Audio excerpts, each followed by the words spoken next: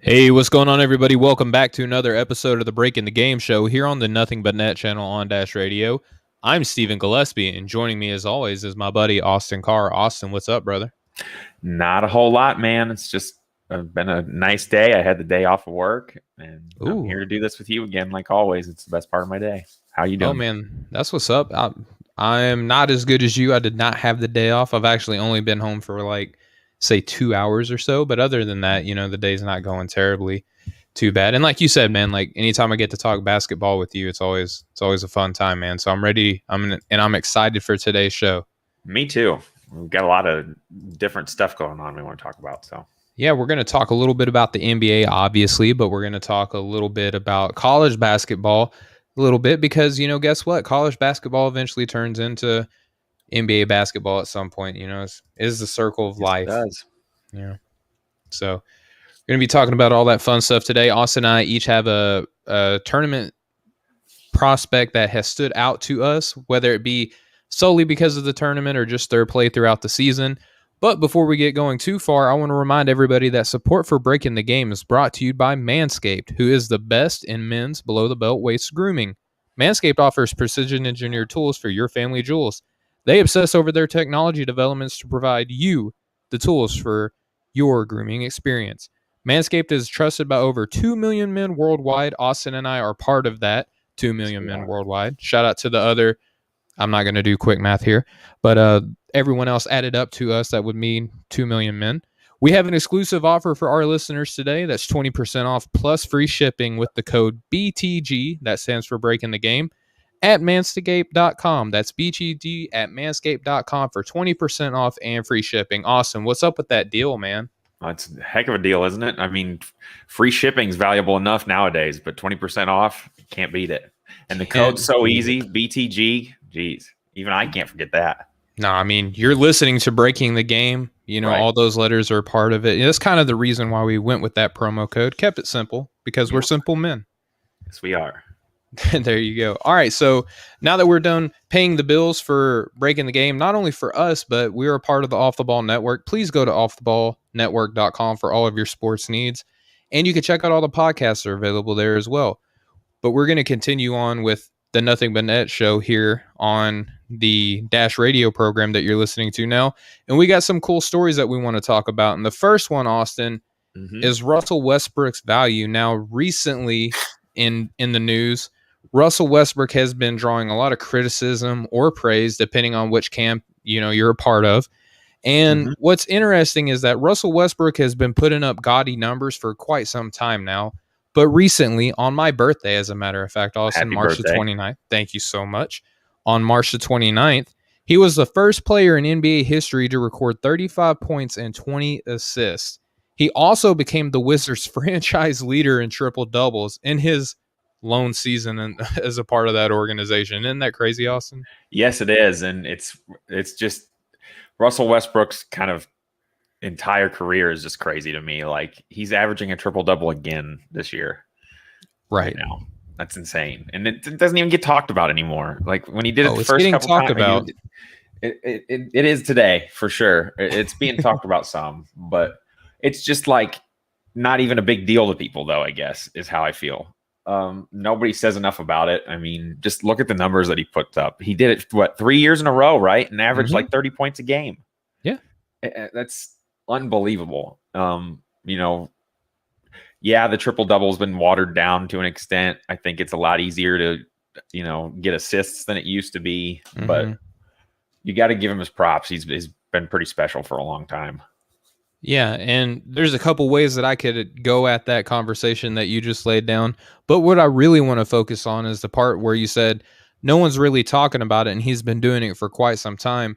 That's kind of the precipice, if you will, of Stephen A. Smith, who is a part of, the big network.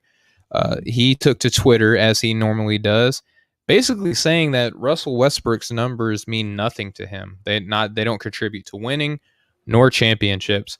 Now, Russell Westbrook, of course, didn't take this laying down. He responded not really in a bad way, but he said, basically a championship doesn't dictate the type of player he is, and he considers himself a champion for leaving the streets of LA in having success. Stephen A replied back saying that, well, for one, his wife took to Twitter and social media to, defend him, and a great wife, right? So Mhm. Stephen A actually gave her credit for defending, her husband. And our buddy Robert Cruz says no one is doing it as consistent as he is, and wholeheartedly agree. But Stephen A. Smith, as much as he gave praise for his wife for defending him, Stephen A. said, hey, I'm from the streets too, and I can't come on here and just say it doesn't matter how I perform as an analyst. I'm already a winner based on where I come from. Basically saying it doesn't matter what you used to do and where you came from on the streets. We have to be able to analyze your basketball game. I get that a little bit. But to say that Russell Westbrook's numbers mean nothing, I think is a little bit extreme. Stephen A. also pointed out to the fact that he's had a number of really spectacular teammates that he could not win a championship with. And that's really what it all boils down to, Austin. It always comes down to the ring. This is ring culture at its finest. And Yes, before I definitely. turn it over to you, I just want to point out a couple things. As of right now, and Russell Westbrook isn't going to retire after this season. As of right now, he's 37th all-time in career points. He's 13th all-time in career assists. He's 139th in career rebounds. He's 36th in career steals. He has 2 scoring and assist titles each. And he has 163 career triple-doubles. Now, his playoff numbers are a little bit underwhelming. He's only 54 and 52. Still a winning record, but nothing ungodly, right? So Right. after hearing Stephen A's comments and hearing where Russell ranks all time in all of these great numbers, where do you kind of fall in line with all of this? I think it's crazy to ignore the numbers that Russell Westbrook has put up in his career. I think these are the kind of things you're going to look back on the way people do some of Wilt Chamberlain's seasons. Mm-hmm. And Oscar Robertson is a perfect example. Like, how did he do that? I'm growing up when my dad told me that he averaged a triple double for a whole season.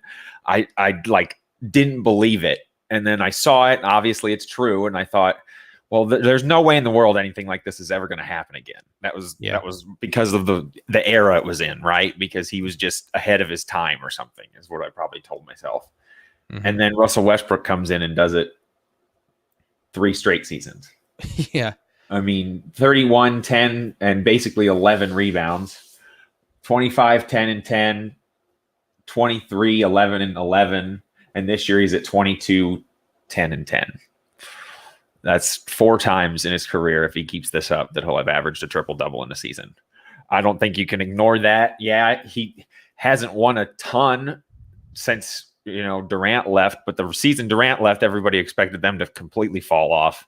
Mm-hmm. And you can look, there's a direct correlation. When he got triple doubles, they won. They hardly ever lost when he got triple doubles for that team. It's not working out as well this year with Washington, but they have gotten better. Yeah. They figured some things out, because they were looking like one of the worst teams in the NBA at the beginning of the season.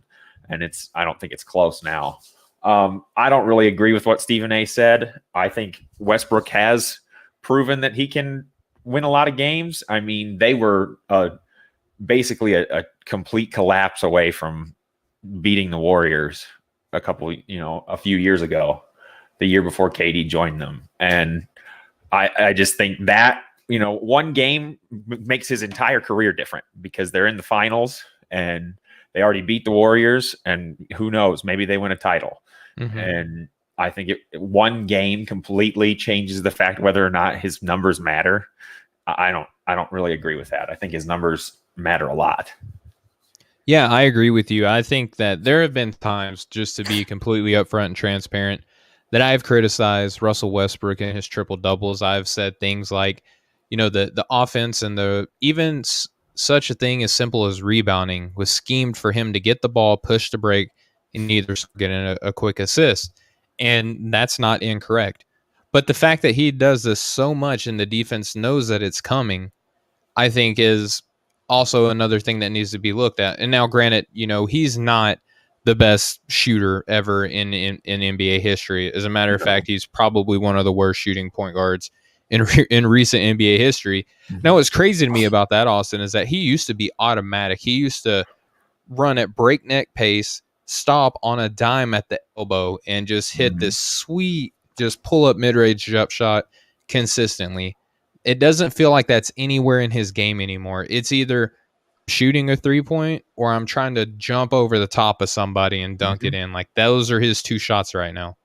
Yeah, he still is, or more so even than he was, I guess, before, is kind of almost one-dimensional on offense. I guess two-dimensional if you want to add 3-point shooting. But he pretty much, if they're not on the break, he's going to try to drive it in. He's going to try to get to the rim. And the older he gets and the longer he does that, the harder it's going to be. And so I think that's what a lot of people's issues and, what they think about Russell Westbrook kind of comes from the thought that, when he does lose that step and lose that ability, which he's kind of already started to, that it's going to fall off quick. And it looked like at the beginning of this season that was the case this year. Like he already might be at that point. But I think he's picked it up well recently. He's had a lot of good games. He's been there every game. He's hardly ever missed a game yet again, even though he's played hurt. Russell Westbrook takes that like a badge of honor, basically, that he plays as much as he can. And what did Scott Brooks say about him? Like, people aren't going to realize because he didn't want to kiss anybody's butt, but he's one of the greatest point guards ever. Yeah. And I mean, his personality rubs a lot of people the wrong way. I think a lot of people like seeing guys like that fail because they are a little bit, maybe, I don't know, outspoken or full of themselves. It comes off as, I guess. But I think a lot of fans that tear those type of players down do that. They just want those guys to fail for whatever reason. But in the same breath, they'll criticize LaMarcus Aldridge signing with the Brooklyn Nets. Right. It's you're damned if you do and damned if you don't. If you're a superstar in the NBA, unfortunately it comes with the $30 million a year. In Russell Westbrook's case, almost 40. Yeah. So I think it's worth a couple of people like you and me maybe criticizing the way they act every now and then. I don't think they have too much to worry about. His numbers are just it's too much like fun just to read crazy Russell Westbrook stats and look at some of these numbers to sit here and say that none of this matters. But yet, the Washington Wizards have a record of 17-29. This is the problem that people like Stephen A. Smith have. It's like, all right, cool, Russ, you are now the first player ever to hit 35 points and 20 assists in a game, and and it took all of that for you to barely win. Now, Austin, I'm of the mindset that imagine what the Wizards would look like if he wasn't putting up triple doubles. How bad would this team be performing? Right. Everyone acts like going after stats is like, I guess, a bad thing. They act like it's selfish.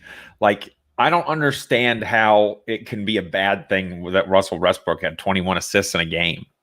They say he's stat hunting. Like, okay, some guys maybe let him go after rebounds, and he does grab rebounds that he doesn't necessarily need to try to get that number up, I think. But I don't see how adding assists to your total makes it is anything bad for your team. Like, you're scoring a basket. So I think James Harden kind of got criticized for that sometimes too. Like, he was too worried about his numbers. But if he's getting 30 points and 10 assists, like, he's creating at least 50 points for your team right there. Yeah. That's a lot. Yeah, it really is. But again, this is what Stephen A. brought up. It says, all right, cool. Like, we've seen these numbers now for year after year, and it feels like he's just kind of taken the talent of Russell Westbrook for granted. As again, I myself, on occasion, I do too. I don't necessarily think that triple doubles equal winning, but I'm also not going to say that it means nothing. Like, to say that a player that's going to go down all time, top 40 in points, top 15 in assists, top 150 in rebounds, and top 35 in steals, and he's got an MVP award. Has an MVP award, has 2 scoring titles and 2 assist titles to his name, and 163 career triple doubles. Like, at some point you have to say, you know what, like, that's pretty daggum impressive. Like, I don't care that he didn't win very much. I mean, I don't know Allen Iverson's playoff win-loss record, but he is a guy that's revered, and it feels like although Russell Westbrook is obviously more athletic than AI was, it's almost as if Russell Westbrook is kind of like what Allen Iverson would be in today's NBA number-wise. I could easily see Allen Iverson getting these types of numbers in today's NBA.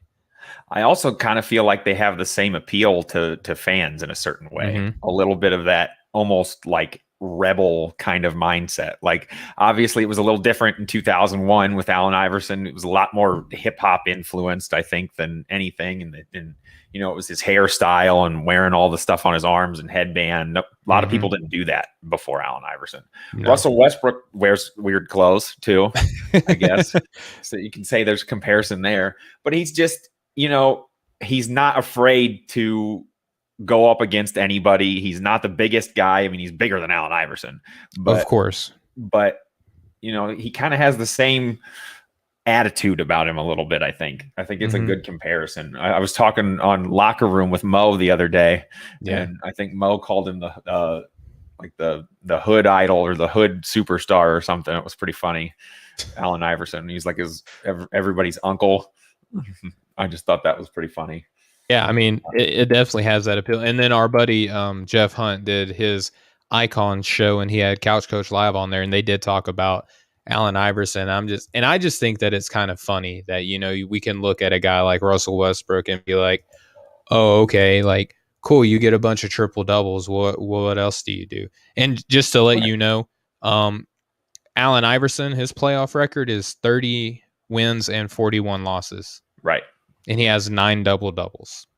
But he went to the finals with Dikembe Mutombo and Tyrone Hill. Yeah. One of the, you know, I'll say it, one of the worst lineups to make finals, I think, ever. Yeah. So Allen Iverson, much like Russell Westbrook now, is not going to be appreciated as much as they should be. Yeah, I kind of agree. And it's funny to me, the numbers, the last guy that I can really say put up more than one, at least, you know, 30 and 20 type. First to ever do this. And he won in that game that he did it. So it's not like this didn't amount to nothing. And that's kind of my whole issue with everything that's going on with Russell Westbrook's feel like value. The other players that have averaged numbers like this season, you know, 30, 10, 11 and 10 are considered the all-time greats, the best that there ever was. And Elgin Baylor never won a title, and he had crazy numbers. I mean, I think they give him one in Rest in peace, Elgin Baylor, who just recently passed away. Definitely, for sure. Thank you for saying that. Yeah. But Wilt Chamberlain, you know, his numbers were crazy, and you don't hear a lot of this talk. And he went a long time, you know, losing a lot of. Even when he joined the Lakers, I mean, I think they won one with the Lakers, right? Did he win one in like Philadelphia or two, maybe? You're putting me on the spot. I can't remember off the top of my head. But my point is, the other players that have done this kind of thing didn't win a whole lot more than Westbrook did. He's a 2-time champion, and I believe one was in Golden State, if I'm not mistaken. Or San Francisco at the time, but and then LA, obviously. Yeah, I think they went from Philadelphia to San Francisco. I think the Philadelphia Warriors. Yep. Anyway, my point is, we look at guys like Russell Westbrook statistically and talk about them as the greatest of all time. And Russell Westbrook can't even get any love as one of the greatest point guards of his era. You know, people don't really even bring it up a lot when they talk about the best point guards. I hear a lot more people talk about Kyrie Irving as the best point guard of this era than Russell Westbrook, and their numbers aren't even close. Like, well, Kyrie's got the ring. Like, and this is again, this is ring culture, and it's something that I think I could spend all day talking about Russell Westbrook's value based on wins and losses and stats and who he played with, who he didn't play with, who his coach was, and all this other types of stuff. And it would just, I don't think that there's some people whose minds just are not going to be changed, but I think when you live in an area kind of like how we do, Austin, like, we're not here proclaiming that Russell Westbrook is, you know, the best to ever do it or a top 10, 15 player. Like right now, I believe I'm updating my all-time ranks as, you know, all through this week. Prior to this season, I believe I had him ranked like 54. So like I didn't even have him as a top 50 player. This season, he probably gets bumped up into a top 50 all time. You know, so And I think that that's kind of appropriate. You know, you're giving him recognition for his individual achievements and stuff like that, but you're also not bolstering him too much, because when we're talking Right. about greatest, not necessarily best, like who would win in a one-on-one competition, right? But if Mhm. we're talking about how great their careers were, Right. getting harder and harder to exclude Russell Westbrook. Mhm. Definitely. I mean, if he has a fourth triple double season, like who else? Like, what kind of resume can you put up stat wise against that? Not many. And you obviously, if you're doing greatest, you have to add accolades and winning and all that stuff. Yep, And all NBA he's gonna teams and finals he's gonna appearances. miss out on some stuff there. But he did win an MVP and 2 scoring titles, like you said. Yeah, and 2 assist titles. And 2 assist titles. So he's got accolades for sure. I think he belongs pretty right around where you said, a little bit higher maybe, but you know, I'm sure there's a lot of people that would hardly put him in their top 100, and you're just never going to change those people's minds. But and I think it was pretty. There's young people that would probably already sure. have him in the top 25. Yeah. I really work with a lot of guys who've told me LaMelo Ball's already their favorite player, and it's like, geez, okay, he's already your favorite player. But super reactionary times we live 19 or 20 years old. So yeah, he is. Yeah, I mean, I could do Russell Westbrook's conversation on. Maybe we just do a show one day where we just talk about the enigma that Russell Westbrook is. Have people come on and tell us why he's no good. Yeah, I mean, or say how he's the best ever. Good. Yeah, and we live somewhere in the middle, so we're never wrong. So there you go. We're also never right either. So there you go. All right. So we're going to transition now, Austin, from one point guard to another. Yes. Dennis Schroder. This is an interesting conversation, Austin. It was recently reported that the Lakers offered him a 4-year, $84 million contract, which he declined. Must be nice. Schroder is eligible for a 4-year, $83.328 million contract in base salary, but incentives on games played in the regular season and the playoffs, as well as making and or winning a championship, can kind of fluff that up a little bit. The Lakers reportedly offered Schroder the maximum amount of money, but what we're unsure about is the fact that we don't know if it's partially guaranteed or fully guaranteed. Now, after the end of this season, Dennis Schroder is an unrestricted free agent, so he'll enter the offseason as an unrestricted free agent with bird rights, and the Lakers are projected to pay projected to have close to negative $50 million in their salary cap by the time Schroder enters free agency as an unrestricted free agent. Obviously, signing Schroder is going to be crucial in the Lakers' plans, Austin, and whether they keep him or trade him, that doesn't really matter, because when you're negative 50 in salary, you have to take advantage of bird rights on players like you do with Dennis Schroder. So Schroder, Austin, it's tricky because, yes, technically he was offered the most amount of money that he could be, but it comes down to how much of it was guaranteed, fully or partially, what have you. The Lakers obviously saw him as their future when they were rumored to make moves for Kyle Lowry, decided not to. And now they extend an offer to Schroder, and he turns it down. So how do you think this bodes for the Lakers in their long-term future? I think they're probably going to get anything out of this, they're going to probably have to do a sign and trade. I don't think he is going to stay there. I mean, they offered him, a really, really good deal for what he could get, close to about the best contract they could. And he said no. I think he wants to be like the lead point guard type role, and he's not really going to get that with LeBron. And unfortunately, if it's between those two, we know who the Lakers are going to pick. And I mean, Schroder, obviously. Maybe Rob Pelinka can work some magic in the offseason and convince him to re-sign and stay. But if not, they've got to look for some kind of deal where they can sign him and then trade him to another team for somebody in return that's, fairly equal value. I don't think they're looking for much in terms of draft assets right now. So this doesn't look good if you're wanting him to re-sign with the Lakers and stay there. I don't think this is a good sign at all.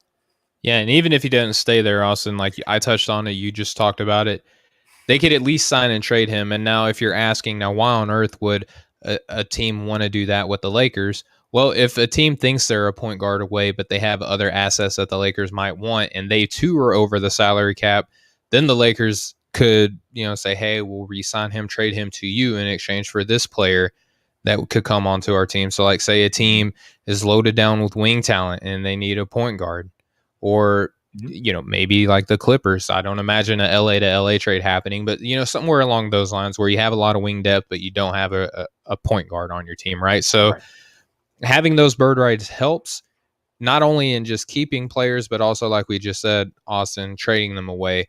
I too think that this spells a little bit of trouble for the Lakers. There are a couple teams entering this free agency period that just may have the money outright to sign him, and that would basically be a death sentence because now you're down a point guard, you're down a pretty valuable trade asset, and you don't have any money to really go out and sign anyone, save maybe the exception or the biannual exception or the veteran minimum contract that a veteran team that has no money kind of makes a living on. Yeah, and $50 million sounds over the cap, sounds really, really bad. But for a team like the Lakers and the amount of money that they're worth and they make and all that, I mean, I don't think that number scares them away from doing whatever they can to get better. But there's not a whole lot you can do when it's that high. If you lose a guy like that, if they've got to hope that at the very least they have a good relationship with whoever his agent is and can say, hey, do us right. And, we'll do a sign and trade with wherever he wants to go or whatever works out best for everybody. That way we can get something back.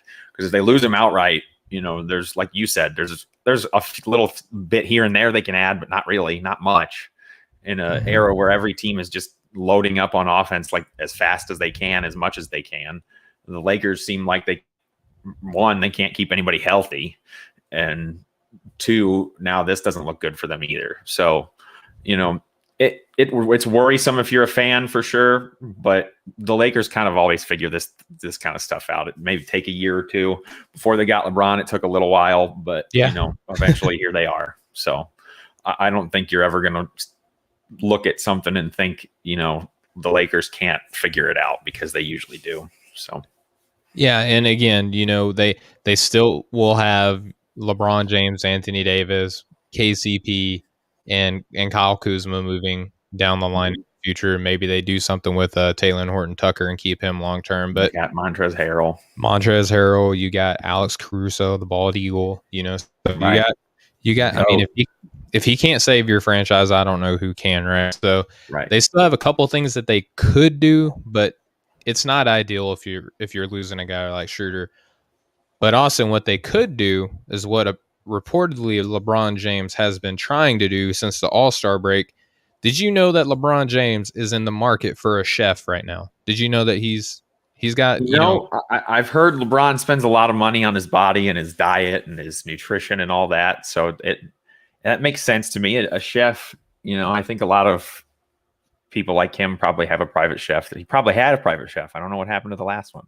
I don't know what happened to the last. I don't think he's as good as this one you're talking about, though. Now, this one might be the best chef of all time. I mean, you're talking about one of the best chefs in history of chefness, if that's a word. No, but I think it is now. It is now. We just coined the term. So, Austin, we can quit doing dad jokes now, unless you just want to keep doing it. I have no problem. It's up to you. Go ahead. I mean, I love telling dad jokes. Sometimes he laughs at them. Yeah, I like your dad jokes, but nobody ever laughs at my jokes, and I laugh at everything. So don't feel too good about yourself.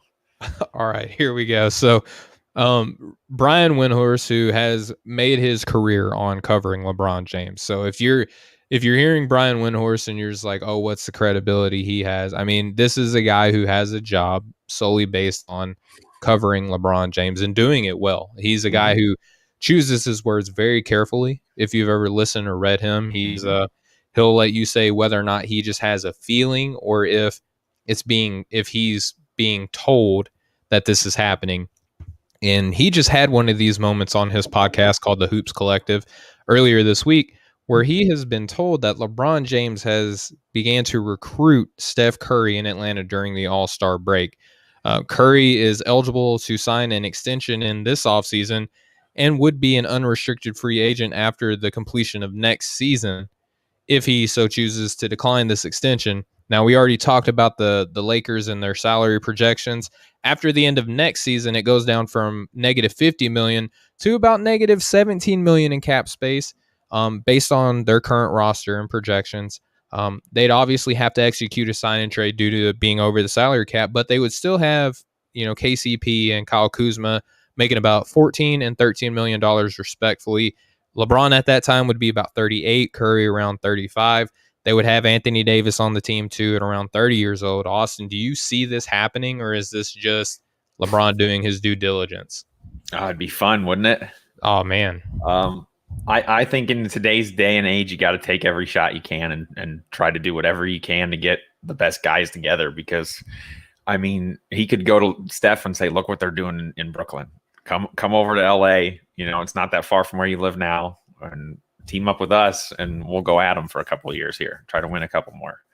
That would be cool. I don't know what else they'd have on their team. They'd have to give up probably all the guys you mentioned. KCP and Kuzma for sure. They're gonna, it'd be hard. It'd be very difficult for this to be realistic, and I want it to be, because it would be awesome. And I'm the biggest homer there is. Mm-hmm. I won't hide it. I would love the Lakers to make this happen. I don't think it will, though. No, not really. That's pretty old superstars. I mean, they've shown that they can keep up so far, but 2 years down the road from now, who knows? Anthony Davis isn't the healthiest guy in terms, he gets hurt a lot, and he's hurt right now. Right. He's always hurt. So is LeBron. He's always questionable with a upper body injury or lower body injury. Isn't that what Belichick does? Yeah, I mean, those are the only body injuries I think you can have, are upper and lower. Yeah, but I'm just saying they put them on the. I think those are all the parts of the human body, the upper part and the lower part. Yeah, you can get the middle, don't you? They don't count the middle. I don't know. Okay, but anyway, they're going to be old guys, older.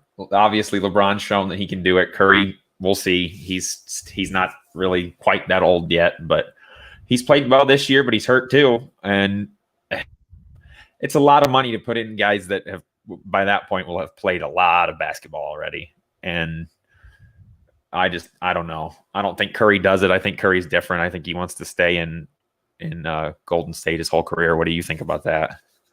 I'm not surprised. And, when everyone was making a big fuss about the Brooklyn Nets getting, an aging LaMarcus Aldridge and an aging, Blake Griffin, and all of a sudden DeAndre Jordan has come out to be, he's an all-star level center still right now, right? So, with all that being said, bring it on, man. Like, I would love to see Steph and LeBron James on the same team. I don't know who wouldn't. And just real quick, our buddy Kenneth from the Shooter Shoot podcast came in and said Westbrook is washed. Didn't Twitter tell you guys that? Oh, they told us that. Yeah, definitely. That's why we're doing this. I don't know what we were thinking, trying to come on here with any sort of, and I know Kenneth is kind of tongue in cheek when he says that. Check out the Shooter Shoot basketball podcast. It's a great show. I've been on there before. Sure. We're going to have him on coming up here soon. So go and check out Kenneth and the great work he's doing. And thank you so much, Kenneth, for checking in. But thanks, man. I think I find it really, really hard that Steph would ever leave Golden State. He just seemed, like you said, he's kind of different.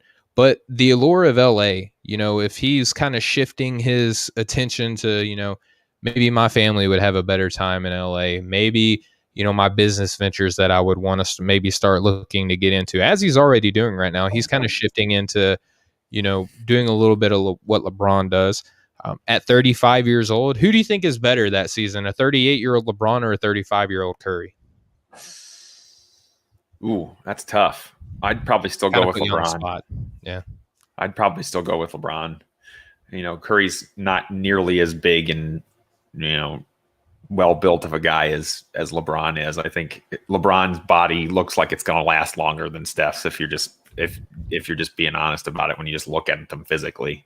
I don't know. That's a good question. I would go with LeBron, but it'd be close. They're both still obviously going to be really good. And how big of a probability do you think it is that the 30-year-old Anthony Davis would be the third wheel on this team? I don't think he would. I think LeBron might maybe take a back seat in terms of scoring and just become like a floor general type point guard, throw the ball into Anthony Davis a lot, kick it out to Steph Curry a lot, play make. not have to worry about too much of the scoring load, because those guys are gonna obviously score a lot of points. Yeah. And LeBron's kind of always his whole career kind of been happy doing that to an extent. I think obviously for a long time his numbers mattered, and they still do. He still wants to get his, Sure. but I think he can control a game better than anybody without scoring out of those three. So he might take kind of the role James Harden has taken this year for.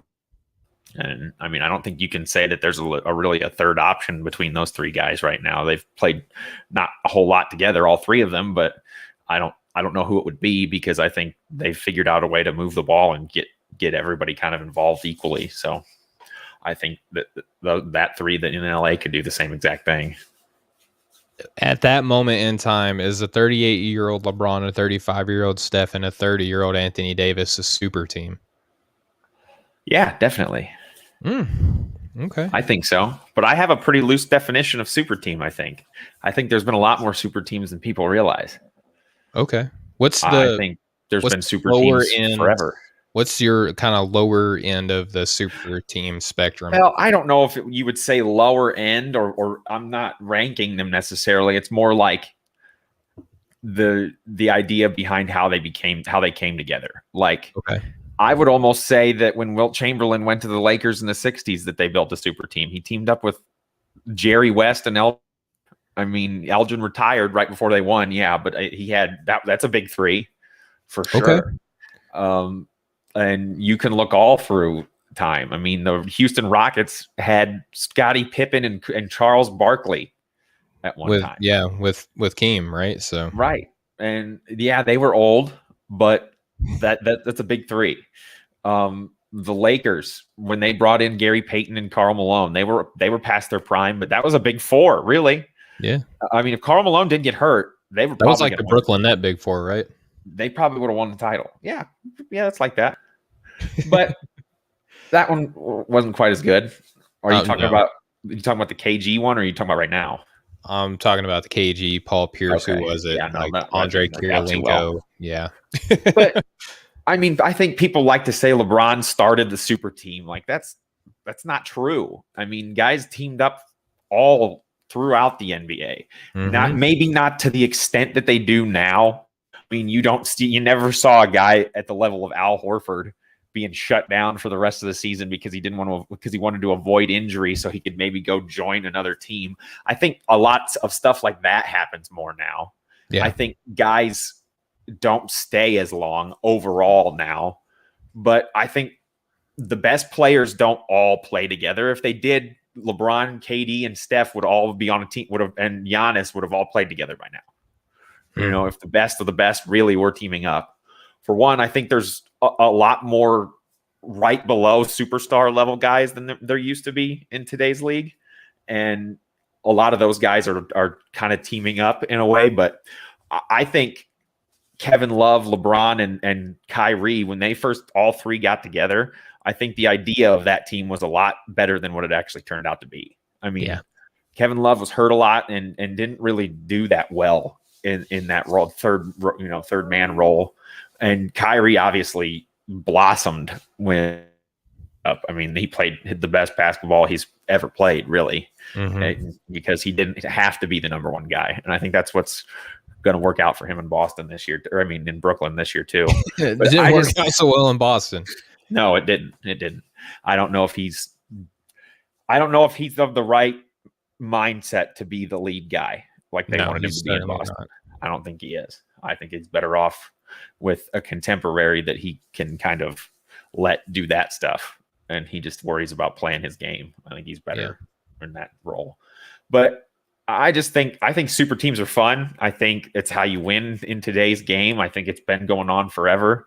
I think guys have teamed up all the time. It's just people talk about it a lot more now, and maybe a little bit more often than it used to be. People don't like player empowerment. They have this fake idea in their head that there's loyalty to teams, and it's really not like that. Well, now it's not so much loyalty to team. Now it's like, oh, you don't want to compete against people anymore. You want to have all the competition on your team. Yeah, and I still don't buy that, because I think Milwaukee and Philadelphia are going to give Brooklyn, everything they can handle if they not beat them. And I think if Embiid is healthy, right. And I think they said he's close. They said he should be coming back soon. this weekend. I think this weekend is what they said, if I'm not mistaken. Yeah. So hopefully he can get back to 100% pretty quick, and it'll be a fun Eastern Conference. The top 3 or 4 teams are really good, and I don't know if there's anybody mainly else. Three. Mainly 3. Yeah, right now, the Hornets are 4th in the Eastern Conference. I think I'm kind of just lumping Miami in there because I think everybody thinks that they're going to end up there. I mean, they're a game back of Charlotte right now. The Lakers may end up 6th or 7th in the West if they're not careful. Because they're playing good all of a sudden. Their new acquisition, Drummond, is hurt now. Yeah, he got they said his whole toenail got ripped off and he got his foot stepped on. I've had my toenail ripped off before. I mean, I don't know, like I've had it happen. I mean, I don't know why you would feel like it would keep me from missing a whole lot of time. No, not if I'm looking for a contract at the end of the season. Heck no. We're talking millions of dollars here. Yeah. Right now, they're half a game ahead of Denver for 4th right now. Is that line from the Big Lebowski? You need a toe. I can get you a toe. Just take an hour. Shout out to John Goodman here on the Breaking the Game show. There you go. Right on. But I just think super teams have been around for a long time, and I think they're here. They're never going to go anywhere. As long as guys can, are friends and know each other and can dream about wanting to play together, it's going to happen. And people need to realize that that's just how it's going to be. Yeah. I think the worst LA falls is 6 because right now they're a half a game ahead of the 5th and 6th seed and the Nuggets and Portland Trailblazers. They're 4 games ahead of the Dallas Mavericks and 4.5 games ahead against the Spurs for the 7th and 8th spot. I don't think they fall that far. Right. But I still think that they could be the 6th I think seed. As long as they don't have to get in that play-in tournament, I think they'll be happy with whatever they end up with. I don't think it matters to them a whole lot. I think they're more worried about getting healthy. Because they would face up against the Clippers for the first time since the newly formed Clippers in the playoffs. That would be fun. I hope that happens. Yeah, I'd like to see that, especially now that they're back in playing at Staples Center. I mean, how nice that would be for them. They don't have to go anywhere. Yeah. Travel. That would be pretty interesting. But all right, Austin, we got one more segment that we want to fit in here on the show. We got kind of a bonus segment that we're going to touch on at the end of this show. So if you're interested in continuing on after listening to us here on the Nothing But Net channel on Dash Radio, go look up Breaking the Game anywhere podcasts are available. Austin, we got about 11 minutes left of the show. And what we want to close out with is covering our NCAA tourney standouts. And again, as I preluded to this earlier, it's not necessarily that they did the best so far in the tourney. They're performing well, but also we're going to combine that cumulatively with how they did in the regular season. Right. So, Austin, I know that you're a big fan of one guy in particular. I'm not as high on him as what some people are, but I do understand that he's talented and he is an intriguing prospect.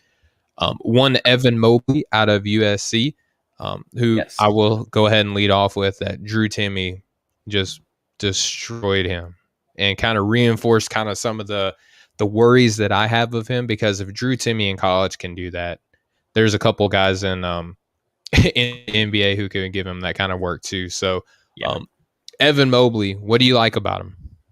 Well, I think first and foremost, I don't know that he's going to be a center or like an actual big man type player in the NBA. Mm-hmm. Believe it or not, even though he is 7 feet tall, I guess he's a legit 7 foot. But even besides that, I think he's going to be a wing player at the next level. Ooh. I think he's going to have a little bit more of an outside game than he's shown so far this year. His shot looks nice to me. I think he can develop the range.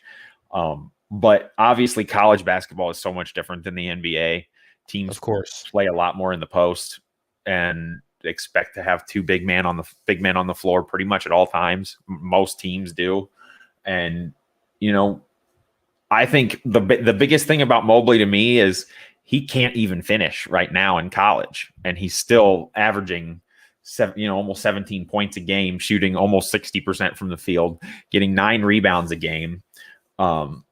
And he's a good enough free throw shooter to believe that he can step out and at the next level and play that stretch big man position fairly well.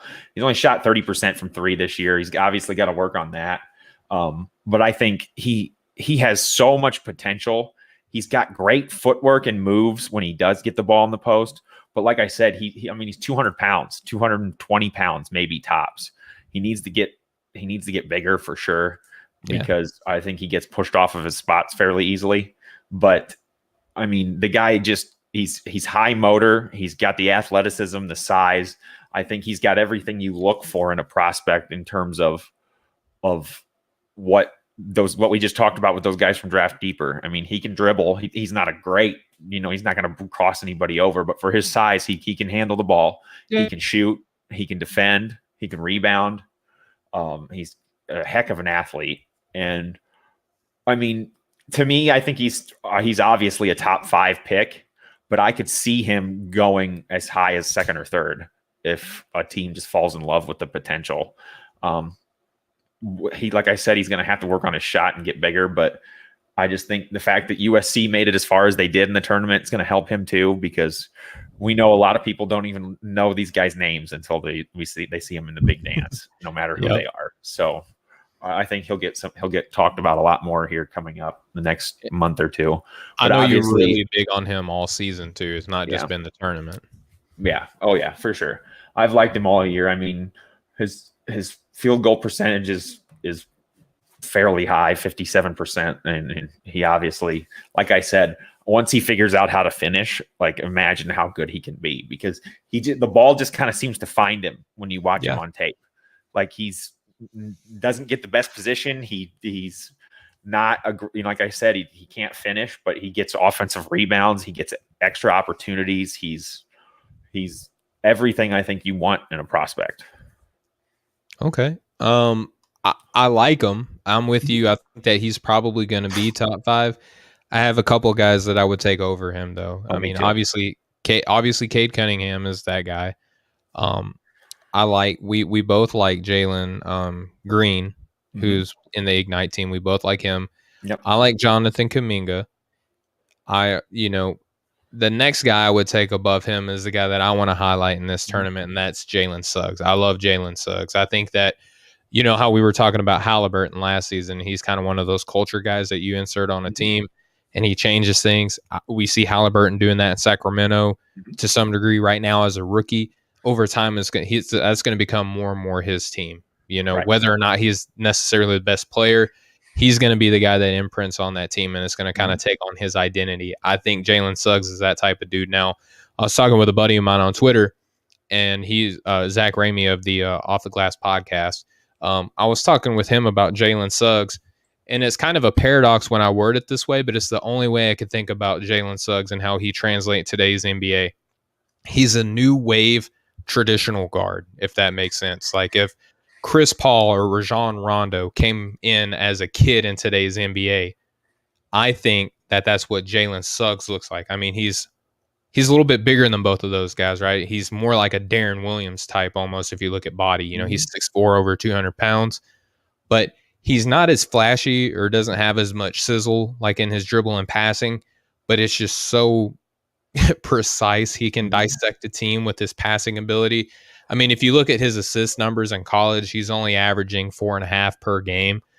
In the tournament, his last game actually against USC, which is where your guy Mobley plays, he put up 18, 10, and 8 in that game. I mean, he's phenomenal. He's playing with pros, so that kind of makes it a little bit tricky in my eyes to evaluate how good he's going to be. And we talked with the guys on Draft Deeper a little bit about this, is that he's playing with pros, so we don't know if it's really him kind of being carried a little bit by these other pros, or if it's just a baseline. At least he's going to perform at this level in the NBA at bare minimum. I kind of lean more towards the line that what you're going to get with him based on what you're seeing with him at Gonzaga, playing with top end talent, and with a great coach and Coach Few. So I like Jalen Suggs a lot. I could go over all of his numbers, but one thing I want to touch on before I finish my thoughts on him and turn it over to you, I like synergy. So on offense, he grades out as very good. He's the 70th percentile and when it comes to total offense in collegiate basketball. And you know how much I love the other side of the basketball, Austin. If you're talking about defense, he ranks in the 84th percentile in the nation in college basketball defensively. He's 84th percentile, which grades out as an excellent. So you're getting someone in college basketball who's very good offensively and excellent defensively. He's a floor general. He's a culture setter. He's got NBA size. I mean, you're talking about a guy who's bigger than Damian Lillard right now as a baby. So I think that translates to the pros very well. I've heard another comp to him being kind of like what Brandon Roy was before his injuries. I like that, but I'm more along the lines of like, this is what Chris Paul or Rajon Rondo look like if they come into the NBA at, 19, 20 years old. Yeah, I'm kind of checking out his numbers right now while you were talking about him, and I think all those comps make sense. I think he's going to be quite a better scorer than Rajon Rondo has been, but Rondo also showed at times when he was with Boston that he could do that too. Mm-hmm. I just don't know that he had the shooting portion of it, but I mean, his offensive rating per 100 possessions is 112 in college. That's crazy. That's that's ridiculous. Yeah. Like that doesn't happen a whole lot in college. You don't see a guy like they're not scoring 120 points a night like in the NBA. A lot of games are in the 60s. I think the whole thing with him playing with a bunch of pros in Gonzaga shows you, like you said, what you're getting. You're getting a leader. Like this guy came in as a true freshman on a team that has 2 or 3 other NBA prospects that has been good for a long time and is expected to be good. And he might very well lead them to the first undefeated season since 1976. That's a long time. And if he does that, I mean, you've got to put this Gonzaga team, 1, in the conversation for best of all time. And 2, you've got to look at, he's the leader of this team, I would say. I mean, per 40 minutes, 20 points, 6 assists, 8 rebounds. Like, that's if he played every minute of every game. That's pretty good numbers, though. I just think I actually really, really like Jalen Suggs. I'll just go ahead and say it. I actually have my top 3 are Jalen Green, number 1, Jalen Suggs, number 2, and I have Cade Cunningham 3rd, personally. I'm not mad at it. And I think that a lot of people will call you crazy for Cade, and I've heard some comps that we'll talk about here on another show. Right. I'm not mad at your top 3. I like both of the Jalens just like you do. But Austin, we're kind of coming up against it, man. For sure. And again, as promised, we'll touch on one more conversation on the podcast. So please, if you like what you've heard, go to anywhere podcasts are available, search Breaking the Game. You'll see the cool little headphones up here on my left, and you'll see the cool little basketball hoop on Austin's right. Okay. Yeah. Sorry. I'm looking in a mirror right now. So left and right. Yeah. Okay. All right, cool. So anyway, you'll see both of these cool little icons. If you're watching, if you're listening, you'll see headphones and a basketball. Please go download, like, share, subscribe, rate, and review. All of the help that you could do for us on that end would be greatly appreciated. But as always, we thank you guys so much for tuning into us here on the Nothing But Net channel on Dash Radio.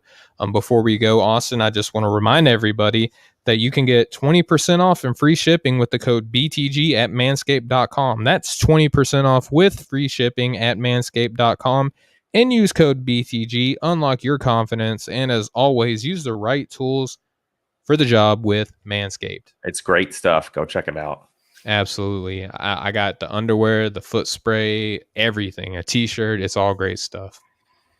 All right. But we have been the Breaking the Game show here on the Nothing But Net channel on Dash Radio. Please go to offtheballnetwork.com for all of your sports needs. For my friend Austin, for myself, for the game of basketball, for Manscaped. We will catch up with you guys next time. Much love, everybody. Have a good one. And we can continue on with the podcast now. So everyone who has tuned in for the bonus content that we're going to talk about, thank you guys so much for your support. If you're following us for the first time, coming over from the Nothing But Net channel on Dash Radio, it is our pleasure and our honor to have you on for the first time. Please let everybody know how much fun. This is where we have the real fun. This is where we get to let our hair down, so to speak. But if you like what you're hearing, please share with all of your friends. Talk to them about what you heard today, and we can help enlighten them too, the way that we have you today. So. Right. Steven enlightens me every week. I enlighten myself sometimes, and that's not hard to do. Do you like my rainbow cup? I love your rainbow cup. Is a unicorn on it too. Unicorn. That's what's up. It's pretty fancy. Up.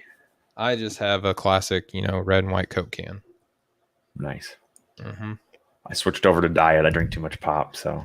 Oh, diet's poison for you, man. Try to wean myself off. Yeah, I tried. I went 2 years once without drinking soda. I've done it before too, but. Oh, okay, never mind. I guess I'm not that impressed. Ago. I thought that I did something nice, but whatever. You did. We're both special. In different ways. You're the good special. Oh, whatever. All right, so Austin, I know that you were talking about this conversation, and as always, it's hard to cover everything that we always want to, on our radio show. Sometimes we just have to do bonus sessions like this. Right. And I'm sorry? I said right. Yeah, it can be really difficult to squeeze everything in, but we like to take a little bit of time and expound upon other topics that, it's not like we're going to get like raunchy or anything like that. It's just we simply don't have the time. So Austin, I'll let you run away with this one, brother. Yeah, so I was a little confused when JJ Redick got traded to the Mavs. Apparently you were too, because we both missed it on our trade special. We both forgot to mention it. I knew I forgot it when I made the notes, but I forgot to add them to the notes after I remembered that I forgot, if that makes sense. And I thought long and hard about just acting like JJ Redick never existed from here on out and just never acknowledging that we forgot about it or talking about him ever again, but that wouldn't be right. It'd be fun, but it wouldn't be right. Like how Kevin Love just came back and played basketball today. Did you know that? No, I didn't. But yeah, he's playing basketball today. That's good. Good for Kevin Love. Good for Kevin. I feel like he has been, like he disappeared. He was, snapped out of existence by Thanos or something. Yeah, right. Wow. Nice. That's good. I thought for sure I saw on Twitter that it said that JJ Redick was going to be bought out and was going to Brooklyn or was going to be traded, one of the two. Mm-hmm. And so I just had assumed that he was joining the Nets too. And I thought, oh, here we go, another guy. But turns out no. David Griffin traded him to the Mavs. And do you remember JJ Redick told everybody how he felt about that on his podcast. And I mean, players are allowed to feel however they want. They want to do what's best for them in the long run, and teams want to do what's best for them. But if you don't know what I'm talking about, David Griffin basically gave JJ Redick his word. Allegedly, yes, that they were going to do everything they could to trade him out east to be closer to his family, who does live in Brooklyn. So what you're telling me is that allegedly David Griffin told JJ Redick that he would try. Yeah. Okay. Not that he would do JJ Redick's mad that it didn't happen, I guess, or says that because of this now that at least his agent, and he thinks probably other players' agents too, will have a hard time believing in what they get told from that front office and won't have the trust of that GM. And I hate to say it, I think that's a little overblown. I don't think JJ Redick, for one, has that kind of pull. I think maybe this just kind of showed him that that's the case. I don't know. I don't think he's going to go around and say, because he's saying David Griffin was untruthful or didn't keep up his end of the bargain, that a bunch of guys are just going to stay away from the Pelicans because of that. I just don't see that happening. And also, I think it's a GM's job to worry about the franchise first. And he cares a heck of a lot more about what the package they can get in return than making sure this guy gets to the exact team that he wants to go to. He is under contract. I mean, he could have signed with Brooklyn if he really wanted to. And I guess he's been trying to get traded since November, so I can see where the frustration comes from. That would suck. But come on, I'm tired of all these guys demanding to go to certain places and everybody acting like they have to go there. I just am. Did JJ said that he was willing to give money back to be bought out? Like, I don't know. I mean, he's pretty quick to jump on these big contracts. And do you remember when he signed like a $20 million contract in Philadelphia? Yeah. That was nuts. He was good, but he also was smart enough to take take the big money when it came to him. You want to talk about a guy who doesn't team loyalty never mattered to him. He was taking the money pretty much wherever Grab he the went bag. for a long time. And why not? I mean, he played on a lot of good teams. He played a lot of good years in the NBA. He had a heck of a career. But if the NBA did it where you go into the Hall of Fame with a certain team, where would a lot of the guys from this era end up? I don't know. It'd be hard to say. LeBron, I think, would go with Cleveland. Steph would be Golden State. But what about KD? KD, I don't know. Golden State, probably. Yeah, I don't know. It'd be interesting to see. That's an interesting thought. Because I think people have this fake notion in their head, like I said earlier, that guys are loyal to their team. Have you ever heard LeBron when they ask him what team he plays for? He says first, he always says Nike. And then he says whatever franchise, or who he works for. It's who he works for. That's what they ask him. And he says, I work for Nike first, and then whatever team he's on. And I mean, good for him. He makes a heck of a lot more money from them than he does the NBA. Yeah, I'm pretty sure he has part ownership in Nike or something, right? He signed like $1 billion contract. Yeah, I mean, that's enough money to have some ownership, I would imagine. Right, I'm sure. At least some stake, like a minority owner. I don't think these guys really. It doesn't matter to 95% of them who's on the front of the jersey. They just. But that kind of goes to, we're talking about LeBron James right now, and yeah, he has the cachet to kind of do whatever he wants. I mean, James Harden, he got to go basically where he wanted to go, and you get to the point to where you get to the guys who are still good. JJ Redick's not a bad player, but he is certainly not, is he a top 100 guy? Probably not. I mean, he's close if he's not, but he's not at the level where he should be. He's flirting with the line, I think. I agree. But for a long time, he was a top 100 guy. At his very best, he was up there. And think about what I just said. We're like top 100. We're like maybe. Right. Okay, so like, is he top 50? No. Is he top 75? Maybe. Probably not. He's probably 90. Yeah, so we're talking about a guy who's like maybe top 80 to 90, probably somewhere in there. I'm comfortable with like the 80 to 90 to maybe 100. I would have to look like how we did last offseason and we did our top players. I don't think that JJ was in there, though, to be honest with you. I don't think he was on mine. He might have been. If he was pretty low. Yeah, and if he was flirting with it last season, this season, he's certainly not there. So yeah, I'm comfortable with saying that JJ Redick's not a top 100 player. Not only that, the year he's had, who was he to demand where he's going to go? I mean, what does he think the market for him is? An aging, unathletic, bad defense guard who isn't huge and is supposed to be a great shooter, who's not really having that great of a shooting season. What did Kyle Korver play for vet minimum contracts his last few seasons? Yeah. And he's like 4 or 5 inches taller. He's a head taller than JJ Redick. He's a better defender, and he's more of a NBA type looking player than Redick for sure. Right. I honestly never thought Redick would be as good as he was coming out of college. I figured he'd be one of those guys that was, a college star that would be just all right in the NBA, but he was better than I expected for sure. Yeah, and we could talk about his career, but I'm saying like right now, for a guy to be like, and what's crazy about JJ is that he is doing what we do. Like he podcasts too. So he just so happens to be stupid rich and an NBA basketball player, but he still podcasts. And that's where he basically aired his grievances. And I think it's interesting for a player to also have an active podcast. I love that concept and idea, by the way. I wish more players would do it. Me too. I want to know what they're thinking, because people talk about it all day long, but I want to hear it from the horse's mouth, Yeah. I know Stephen A. Smith's making up a lot of, not making stuff up, but exaggerating a lot of stuff. He's making stuff up. Stuff up. You said it. You heard it here, people. Stephen's calling out Stephen. I mean, let's have a Stephen A. versus Stephen G. I would love it. I would love it. I would welcome it. That would be cool. I would welcome it. That's the dream, right? I mean, I'd take your spot and moderate for that show and let you go at him. I'm not pretending like I would never want to meet Stephen A. Smith, but he is certainly not, when I think of like analyst minds that I respect. I mean, it's not that I'm don't respect him. It's just that like he's not like my foremost authority on He's things. not your NBA. cup of tea.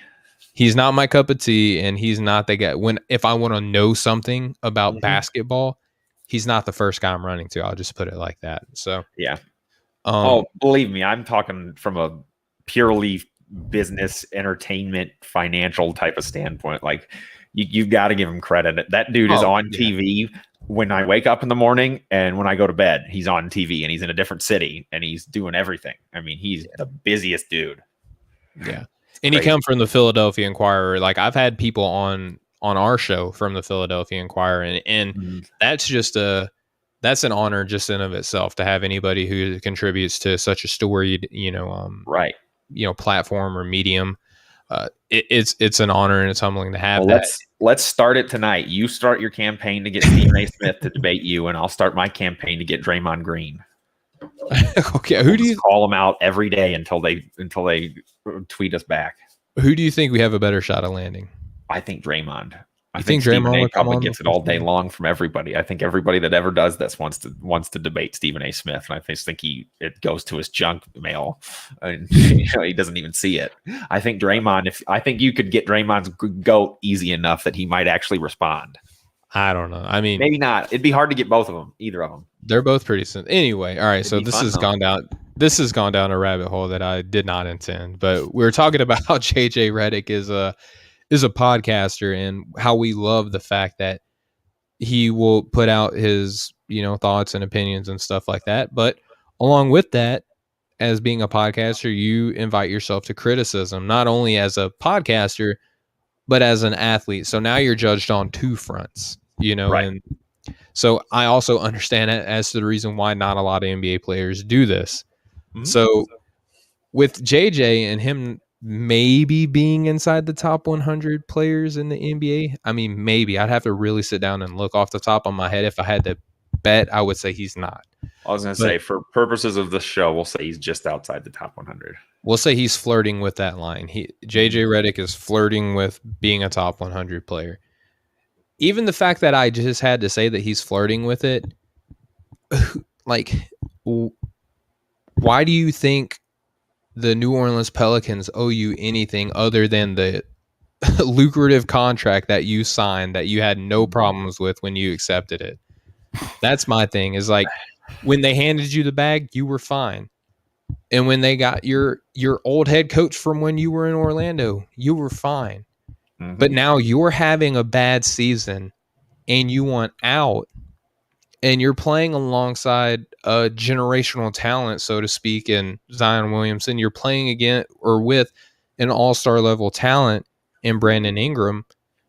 Why on earth do the Pelicans owe you trading you to Brooklyn, who, by the way, what contract does Brooklyn have that they can even bring this guy on?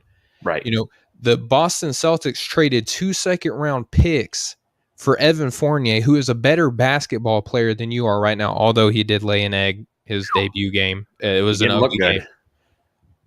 It didn't look good. Boston's somebody that I was thinking about bringing up on this show too, but we'll save that for another time. We can save that for another time. Got a lot of thoughts. Even with that terrible game, I would still take Evan Fournier for 2 seconds and giving up Jeff Teague. Are the Pelicans interested in acquiring Jeff Teague when they already have Bledsoe, who's been awful as well, and they drafted Kira Lewis Jr.? Probably not. They're not even sure they want to keep Lonzo. Correct. And so what was the other team that he was rumored to want to go to? Those were the big two. I think maybe Philadelphia. I would go to Philadelphia if I was him. I would as well. He'd be exactly the fit that they kind of need. But who does Philadelphia have at about $11 million that they could send back? I have no idea. Probably nobody, really. Do you give up Danny worthwhile? It would just be a trade for the sake of making a trade for the Pelicans, I guess, probably. Do you give up Danny Green for JJ Redick now, Austin? No way. That's the only contract that you could do that with. Mike Scott not still there? Mike Scott doesn't make that much money, so you would have to couple him with some other guy that whose name I don't know. Right. So are you trying to give up Mike Scott, Terrence Ferguson, and maybe Matisse Thybulle for JJ Redick? No, definitely not. What did Dallas give up for him? I don't even know. It wasn't James much, Johnson. They gave up James Johnson for Yeah, JJ Redick. right. A UFC fighter. Yeah, that's that's your value right now in today's NBA on the trade market, JJ Redick. James Johnson. When once upon a time you were commanding $20 million for your 3-point shooting services. Now you're a James Johnson trade piece. If being in being with your family because your kid's starting kindergarten and because of COVID rules, you wouldn't be allowed to bring them to visit you. If that's your first priority and you're at the point in your career that you are, if you're JJ Redick, retire and go live in Brooklyn and do your podcast and be with your family. And then come back in the season. $100+ million that you've probably made in your life.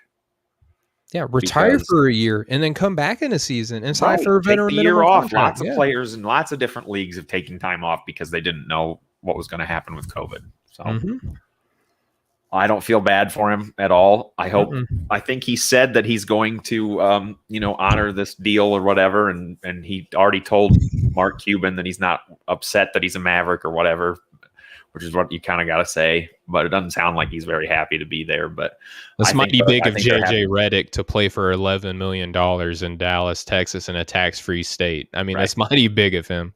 Yeah. But if Redick was doing a little bit better recently, the last month or two than he was at the beginning of the year, he's a lot. What Redick of a couple years ago is what Dallas really needs for sure. They need some shooting. A la Seth Curry, right? Yeah, and I think they're really, feeling that deal didn't work out for them. I think they have buyer's remorse for sure on that trade. And I think that's why you saw them go after Redick like that. But obviously the price wasn't too much. So, yeah, I mean, on Dallas's part, we didn't talk about this on our show. On Dallas's part, I think that's not a bad move. I mean, James Johnson isn't giving you very much. You bring in a guy who is a spot up shooter in JJ Redick, who's probably going to get some of the best looks that he's had in quite a little while. So, I mean, maybe this benefits both sides. Maybe that's why JJ Redick is willing to sacrifice his body and play for $11 million. And who I would take over JJ Redick right now, and this is, I think, saying something. Maybe I'm crazy, but I don't know. Who's that? Tony Snell. I would take Tony Snell over JJ Redick right now. Who's Tony Snell? You know what I mean? I mean, he's a good player. I mean, but is he good enough to demand where he goes? No. He's shooting 57% from 3 this year. Is James Johnson, the guy that he was traded for JJ Redick, is he good enough to command where he goes? No. Has he ever been? No. I feel like those guys are just glad that they're on a team every year. A lot of those guys, because for a lot of guys, if it's just getting your foot in the door and you become this kind of journeyman and you go around the league getting 2-3 year deals, middle of the pack contracts, and you hit on a team and you get a $15 million a year contract. Yeah. And, I don't even think James Johnson ever even really reached that level where he was demanded $15 million a year. Or he got it. He got it. And I think Miami, I think he did, but I don't think he deserved it. I don't think he was ever good enough. There's not, I guess if you're talking about deserving, I mean, there's players of his magnitude that have made that amount of money. I mean, Cristiano Felicio out of Chicago, I think they paid him like $10 million a year. Right. So I just mean, I don't think he would never even enter my mind in the list of guys that could demand where they want to go. Not even close. So not even close. Point. Yeah. And JJ, I mean, UFC fighter, one of the best shooters ever in basketball. I mean, it's not to say that he's a bad player, that he's a bad guy, that I don't appreciate his willingness to make his, voice heard, or I do love the fact that he's so accessible and his thoughts and opinions are so accessible. It's just the fact that, like, at some point he's smart, man. Like, and that's what kills me. It's not like he's an uneducated guy, like he's very intelligent. For him to sit there and say something like, that David Griffith said that he would try and it didn't happen. Like, okay, like try could mean that he reached out to someone and they said no. And he said, okay, like now I have to do what's best for me. That's what trying means. maybe he knows something we don't, and he just doesn't want to put it all out there or something. Because if it wasn't like maybe there was a deal in place, or he had something that he could have done that he turned down, and maybe that rubbed JJ the wrong way. I feel like JJ would have said that. I mean, if you're familiar just the with idea JJ, that he said he would try, getting upset enough to say basically that you can't trust this guy anymore is a little crazy to me. And poor New Orleans, I'm sure they're going to have a really tough time getting guys who want to play next to Zion Williamson. Yeah, I don't know who would want to play with that guy. Jeez, he's not any good. No, I mean, he doesn't seem like he's having any fun either, does he? No, I don't know. So I don't mean to get off track here, extend the show, but is Zion Williamson a guy that you think players are going to want to play with? 100%, yes. Why? For one, I think he just has this like childlike love for the game, kind of. Okay, so he's Brett Favre, is what you're telling me. He looks like maybe. He looks like he's having fun. I just think he's going to win a lot of games. I think he's going to put up crazy big numbers. That's fun for us, though, like the childlike love for the game. That's fun for us. Do you think NBA players care about, like, I want to play with a guy who looks like he's like having childlike faith? Probably not. I mean, I don't know. Not. I'd probably be naive to say that it mattered much. Yeah. But how long before he's at the point where guys are wanting to join up on his team at the end of the bench to have him take them to the finals? You don't think that players would look at him as like a black hole once he gets the ball? No. You don't think so? I don't think so. No. Not really. I don't think he even knows how to play the game right yet, and he's doing crazy things. I think once he figures out the NBA game a little bit more and develops a little bit more, and I don't think there's any reason why he couldn't. I think he's shown up to this point that he can do just about whatever's been asked of him. And I just think they play a fun brand of basketball. I think having Brandon Ingram there helps too. Mm-hmm. Playing with those two guys. I mean, I said it, I think almost 2 years ago. And for a long time, I felt really, really stupid about saying it. But I said it on Facebook that I thought Brandon Ingram might end up being better than Jason Tatum. And it's not as crazy of a thought now as it was then. It looked There's for a at while least there substance to it. It would never happen. Yeah. But Brandon Ingram's numbers are pretty damn good. And the Celtics aren't really playing that great this year. But they're playing better than the Pelicans. They are, but they're also... Are they that much better than the Pelicans, like roster? They're a little bit older. I think they've been billed as better for a long time. I think everybody thinks they should be better. I think Kemba Walker's a better third than... What? Is the Celtics roster really that much, if at all, better than the Pelicans? Maybe not better. No, I don't really think so. I think it was when they had Hayward. I mean, yeah. I mean, I wouldn't be asking that question if Hayward was on the team. I think 2 or 3 years ago when they had Al Horford and Kyrie Irving and Gordon Hayward, they should have been a lot. I mean, I think Gordon Hayward was probably still hurt, but yeah. They should have been better than they were. First game in, he got hurt for the year. So yeah. I think that roster would have been something special if it had worked out. And then Kyrie was hurt for a good stretch. You and I love Marcus Smart, so I think that adds something to this team for sure. They got Lonzo Ball. I'm not a big fan of Kemba Walker. Nickeil Alexander-Walker is kind of funky too. I like Nickeil Alexander-Walker. I just think New Orleans is 3 or 4 years behind Boston in terms of age overall. I just think they're kind of the same level talent wise. They're just a lot younger. I mean, I know Boston isn't that much older. I mean, they're not older. They're not that much older, but they are. I think in 2 years they got Kemba. Like Kemba's their old guy. New Orleans will be in 2 years what Boston has been the last few years right now. I think. Is Bledsoe older than Kemba Walker? Who? Bledsoe. He might be. I mean, and they have Bledsoe. He's 31. Think so, though. That doesn't sound right. He's 31. And then Kemba Walker, I'm pulling it up, is 30. Yeah, Bledsoe. Wow. Bledsoe is older than Kemba. Huh. Interesting. Well, and they got Steven Adams too. Yeah. No, I like New Orleans roster. I just think that you're expecting a guy who's in his first full season and a and Brandon Ingram, who just figured it out last year, to a lot. You're asking a lot of those guys when there's not really anybody else who's won a lot around them. You know, Steven Adams has played a lot of winning basketball, but he was never really the reason. And I mean, other than that, I think the Pelicans are one of the youngest teams, aren't they? I would have to look at their average age. I mean, the Celtics got to be one of the younger ones. Zion. I think guys want to play with Zion. I think he'd be fun to play with. I could see where you'd get him as a black hole, but he's 20 years old and look what he's done. Like, it's unreal. I mean, that's kind of like where I'm living at, because in New Orleans, he's going to ask to just score. Mm-hmm.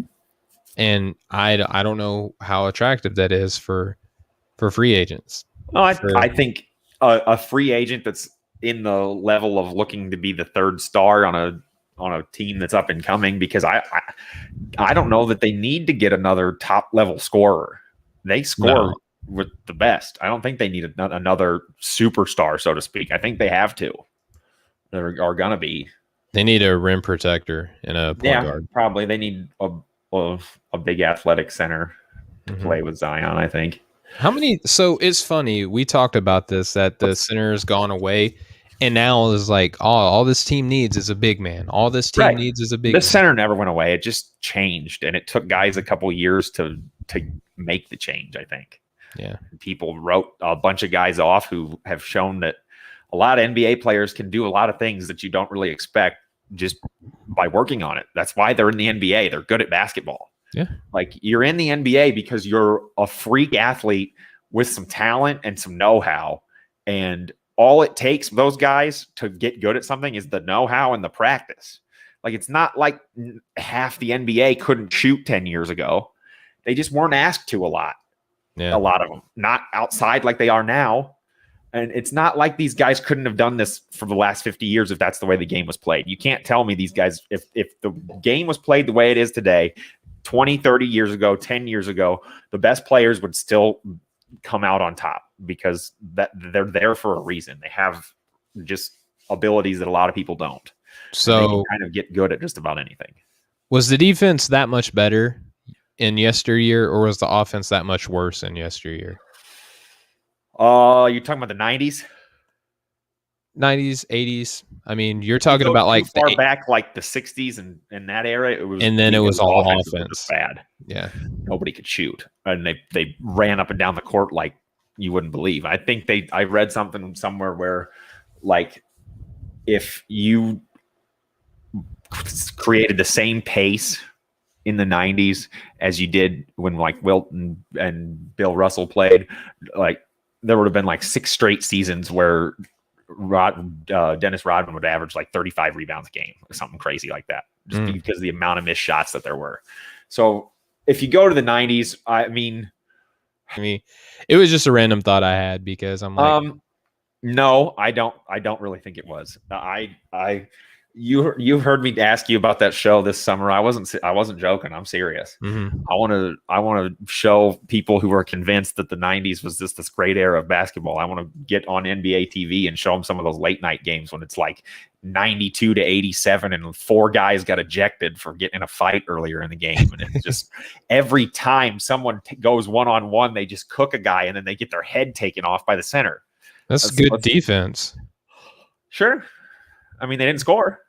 Yeah, I mean, so whatever. Take your pick, really, honestly. If you like physical basketball, you like physical basketball. If you like free-flowing, fast-paced, high-scoring basketball, you're probably going to like today's product more. I'm somewhere in the middle. I don't know that the 90s were amazing, but I think the early 2000s were pretty fun. Yeah, I mean, that was more hero ball. Yeah. Yeah, I mean, it was pretty fun, though. I liked some of those guys from back then. What I like to tell people is, like, if you like basketball, it doesn't matter what era you watch, right? But like people our age, I think that they could relate to this, right? Like 90s basketball was WWF, and today's basketball is WWE. Like, it's just, to me, that's like the best illustration that I could give you. Like, overall, wrestlers are more skilled now today. Just like, I think, this is my opinion, I think that basketball players are more skilled today. But if you talk about just like better personality wise, who drew better ratings, like what was like more edgier, cutting edge, like Right. marketable time for both industries. It was the 90s with WWF, and it was the 90s with Would you rather NBA. watch pregame? Would you rather watch Russell Westbrook and James Harden playing on different teams come to half court and have a dance off? Or would you rather during the game see Charles Barkley try to literally kill someone from the Chicago Bulls? Literally, like, didn't care if he knocked his teeth out, didn't care if he broke his jaw. Like, this dude is going to my rim and he's going to end up on the floor. I don't care how it happens. Would you rather watch? It's entertaining. Would you rather watch Jason Tatum and Kyrie Irving hug each other before the game, or would you rather watch Charles Barkley try to tackle Shaquille O'Neal? I'd rather take that. I'd rather watch Latrell Sprewell have to be pulled back at half court because he's yelling he's like worked himself into a lather, screaming at nobody on the other team. He's so mad because he used to play there. I mean, if you're like also talking like NBA and WWF, like the Indiana Pacers are like Degeneration X when with the Malice in the Palace. Like that's the ultimate like WWF. Kind of thank them for the NBA going the way it's gone, because when that happened, everything changed. Like, you weren't allowed to dress a certain way. You couldn't go anywhere near a fan. You were going to be kicked out of the league if you looked at David Stern the wrong way for about a 6-month period. It looked like there. Yeah. And everything completely changed. Basketball used to be so much more physical. Yeah. I mean, it was almost to where it was geared more towards the adults than it was the kids. Yeah. And now basketball is just like this family friendly product, and that's nice, but and the same goes with WWE now. They said get the F out, and they changed it to WWE, and now is more family friendly, like John Cena and LeBron James. I mean the correlations are pretty much endless between wrestling and basketball. Yeah, it's pretty interesting. I've thought about this way longer than I should have. Often, actually, if you had to compare NBA players to wrestlers. So I definitely see what you're getting at. And I agree too, but there was a lot of really bad basketball mixed in there too. And I think there's a lot of bad wrestling, bad basketball mixed in today though too. I think there's a lot of bad teams. There's as many bad teams now in the NBA as there was 20 or 30 years ago.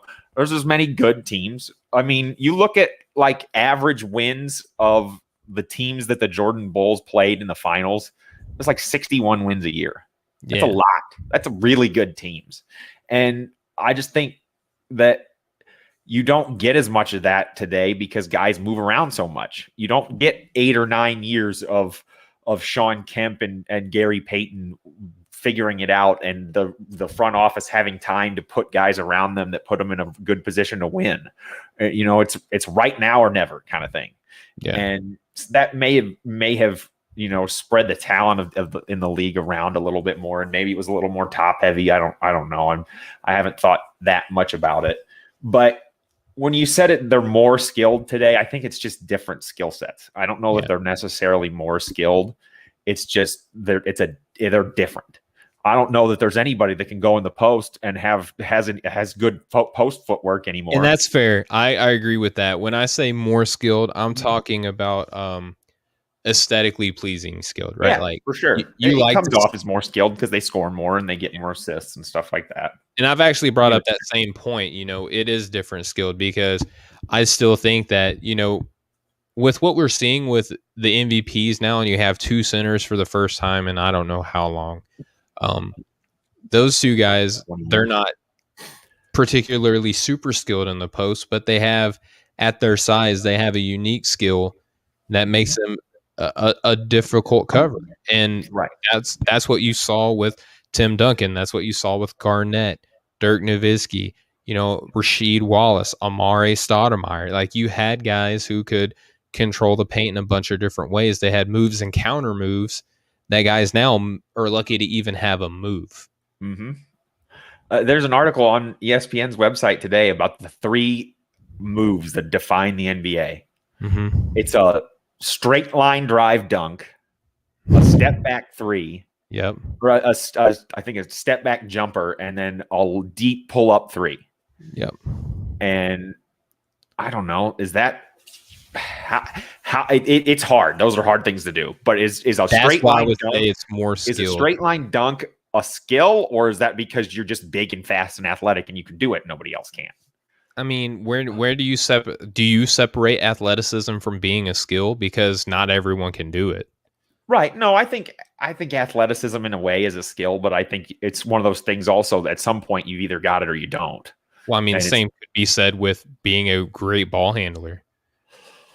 Yeah, but I don't know that those type of skills are much more learnable than the ability to jump and run and be 6'11". You don't really have a say in that.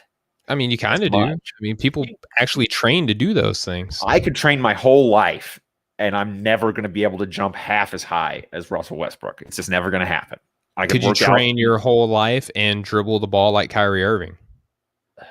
More than I could jump like could you train your whole life? No, but I could do a more passable job of that than I could of learning how to jump. You can't really, you can only get so athletic. I don't know. I mean, me myself, if I ate better, if I drank the things that I was supposed to drink, if I practice to do those things, you get better. And that's all I'm saying. Like, I'm not trying to argue with like which one is more, but I'm also saying that like being athletic is something that you can, like, I could be more athletic than I am right now. And it would come could down you to hang training. in the air like Michael Jordan? No, but I also couldn't dribble the ball like Kyrie Irving no matter how hard I tried. True. That's probably true. And that's what I'm saying. Like, you could get a lot. I just think if you're talking in terms of overall, I think you can get a lot closer to Kyrie Irving's dribbling ability than you ever could hanging in the air like Michael Jordan. And that's just where you are right now conceptually without practicing it. Like, maybe you do get to the point where you're like, I don't know, maybe I should start running and jumping because I'm never going to get this handle right. There's probably something to be said about that. I mean, Kyrie's pretty impressive with what he can do with the ball. It's almost like it's like a yo-yo, you know? Or if you don't like Kyrie, if I'm, burning your ears right now, what Allen Iverson, could you handle the ball like Allen Iverson? Like, whoever, pick your favorite ball handler. And I think athleticism has something to do with that, though, too, a little bit. I don't think I can put my body in the types of positions and angles that Allen Iverson can do on the court, and I don't think I'd ever be. I just don't have the coordination. I don't have the athleticism. I don't have the skill. Whatever you want to call it, at some point you can try to, and that's why I brought this up, Austin. At some point you can try to segment them all away from each other, but at some point they all connect. Like, that's all my thing is, like, for sure. At some point, athleticism and skill set are the same. Because these guys don't. Is Giannis, how skilled is Giannis? I think that he's pretty skilled. I think so too. I mean, I think he's got a lot of skill, but compared to the rest of the MVPs in NBA history, is Giannis more or less skilled than most of the MVPs? I don't know. Like, is he the bottom of like the 1%? Maybe. I don't know. Like, but he's still in the 1%. Right. Yeah. Is he more skilled than Shaq? I would say so. Okay. I mean, Shaq could run. I mean, Shaquille O'Neal, like, I don't think could ever Euro step. No. If he played in 2021, would Shaquille O'Neal be 300 pounds though? Probably not. He might look more like Orlando Shaquille O'Neal his whole career. He might. Yeah. I don't know. And again, I'm not saying that Shaquille O'Neal couldn't dribble or couldn't run. I'm just saying not. I don't know. Like, I'm gonna make people mad by saying this. I think that Giannis is more skilled in some areas. Now, granted, like, I know that Shaq is bigger than him. I know that Shaq is stronger than him. I know that Shaq had post moves, that he was a really good passer too. And he's probably not much slower, honestly. Prime Shaq, like Orlando Shaq. I don't know. Right. I don't know. I would have to look really hard at that. Like, the nostalgia in me feels like that Shaq would be, but I don't know. Just say it's Shaq, man. Come on. could Shaq player of all time? You can't give me anything. Yeah, I have Shaq right. I think 9th all time on my rank list. So, like, if you think I'm disrespecting Shaq, I have Shaq 9th all time in NBA history. Yeah. So, So anyway, that was a rabbit hole that I didn't intend to get down on today. But my whole point without asking you all that was just that. What is, people talk about it's being more skilled today, and I just think like I said before, all of this comes back to the fact that it's just different skill sets. Yeah, I don't know. And to say that like athleticism isn't a skill, like, how many more players in today's NBA are more athletic than they used to be, and like, how does that happen? Do you think that it's just like we're genetically mutating like our children now, or like Probably. you think so? That's a really big rabbit hole if you want to go down that. No, I but don't want to think- do I that think because a lot I of know the that stuff there we I can know use that there is radiating our bones as we speak. Yeah, I know that there are breadcrumbs that you could trace. 5G is the reason for COVID, man. Don't get me started. Oh, okay. That's what some guy at the gas station down the street told me once. So, as he asked you he's really dialed in. They don't even call them bodegas here. It's just a gas station.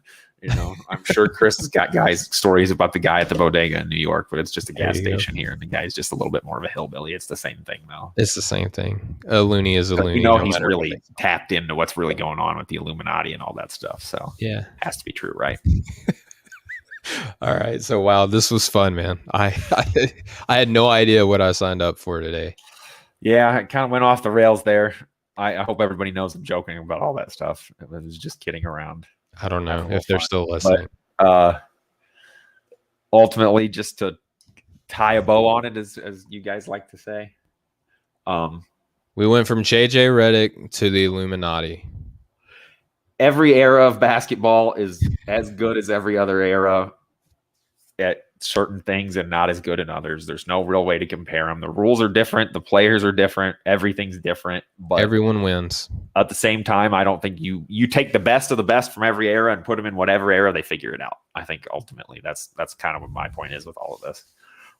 But to get back to the original topic of JJ Redick, he's nowhere near in that list. He doesn't belong in this conversation about the greatest of all time or what they can and can't do. And I don't think he's a guy that should be demanding where he ends up and being too upset about being told that they were going to try.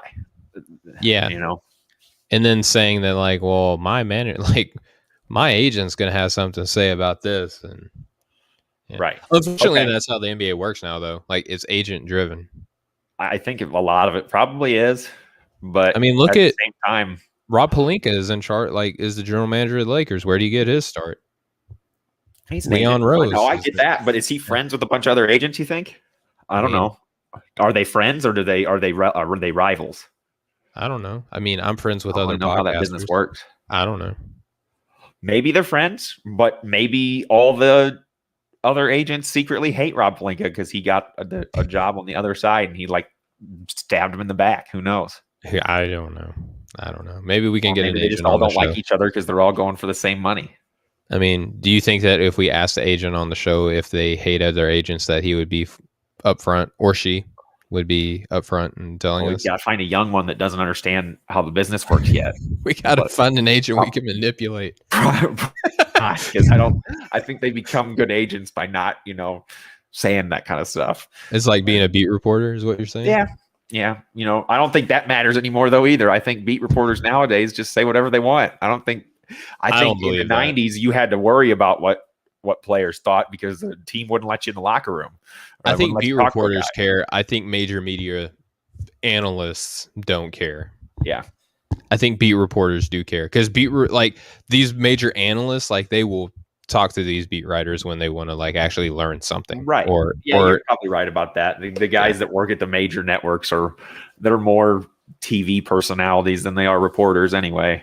And when a big story breaks and they want to who do they always bring on? They bring on the local beat writer who is like, my reputation and livelihood is on the line for how accurate. I bet if you asked Woj, he'd tell you that those are the guys to know. Oh yeah, dude. I mean, those are Woj's people. Yeah. Tell you what, this trade deadline, Woj showed everybody who's the man, didn't he? Did he though? Like, I need people to explain that to me because I felt like Shams was there too. Like, yeah, I don't know. I don't know if it was head and shoulders out of the park this year. What did he do that Shams didn't do? What do they ever do that the other one doesn't? Well, that's what I'm asking. Like tweets, and they're the identical tweets. Said that he knocked him out of the water. Woj puts out articles, and he works for ESPN, so people know him more. That's what it is, really. Shams puts out articles and works at Stadium. So I mean, isn't one of the companies he works for from Canada? Did he come from Canada or something? Why'd you say that like it's a bad thing? Like it's not a bad thing. For like a Canadian company. Comparing a Canadian sports network to ESPN. It's just, I'm sorry. It's not a bad thing. You work for one of them Canadian companies. It's just I didn't mean it like that. I'm not anti-Canada. I think Canada's a nice place. I think they're nice people. But are they, if in a cutthroat business like sports media, do you expect a guy from a Canadian news network to beat out the jerk from America? I don't. I'm not doing I promise everybody, I like Canada. I like everybody. I don't want to have any issues with anyone ever. I love everybody. I'm just saying, Woj is at ESPN and Shams is at Stadium or wherever else he is. I think he's with the Athletic too or something, isn't he?